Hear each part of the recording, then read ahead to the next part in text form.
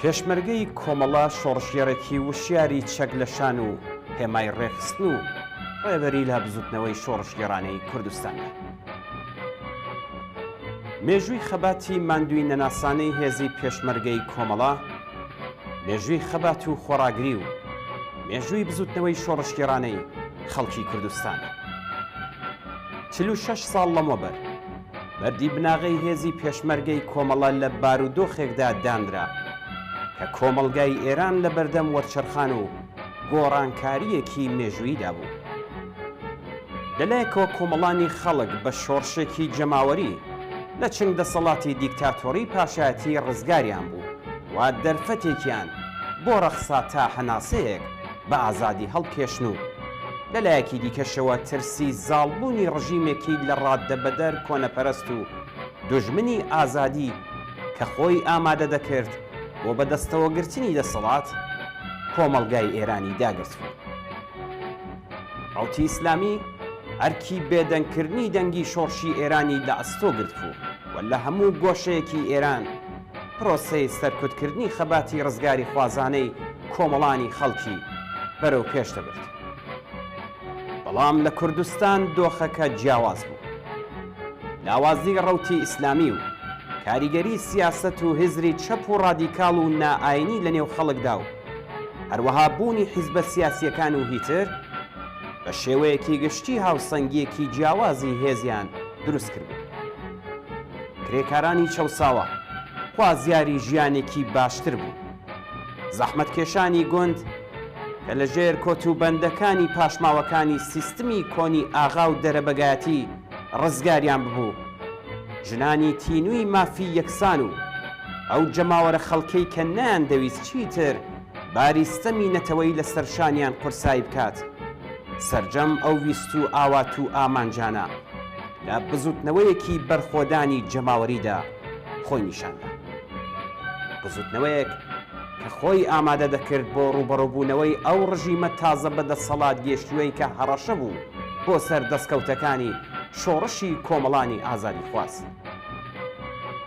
سەرەتا کۆنەپەرستانی ناوخۆیی و پاشماوەی سیستمی ڕزیوی دەرەبەگایەتی هەوڵیاندا بە پشتبەستن بە حکوومەتی ناوەندی پێگەی لە دەستچووی خۆیان سەر لەنوێ بەدەست بێننەوە.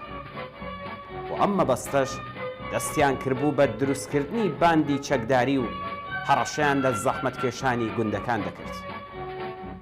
کۆمەڵا بە مەبەستی پوچەڵکردنەوەی ئەم ڕەوتە بانگەوازی خەڵکی زەحمەتکێشی کوردستانی کرد کە لە نێو یەکێتیەکانی جوتیاراندا کۆ ببنەوە و بە شێوەیەکی ڕێکخرا و چەکدارانە داکۆکی لە مافەکانیان بکەن. هاوکات لەگەڵ نزیکبوونەوەی کاتی هێرشی ڕژیم بۆ سەر کوردستان، ناوەندەکانی مەشق و بارهێنانی نیزامی کۆمەڵە لە باکوور و باشووری کوردستانی ڕۆژهەڵات بۆ ئامادەکردن و پەروەردەکردنی کادر بۆ هێزی پێشمەرگەی کۆمەڵە دامەزرا. بڕبڕەی پشتی هێزی پێشمەرگەی کۆمەڵە لەلایەن ئەو خەباتکارانەوە پێکات کە لەو ناوەندانەدا مەشق و ڕاهێنانیان پێکرا بوو.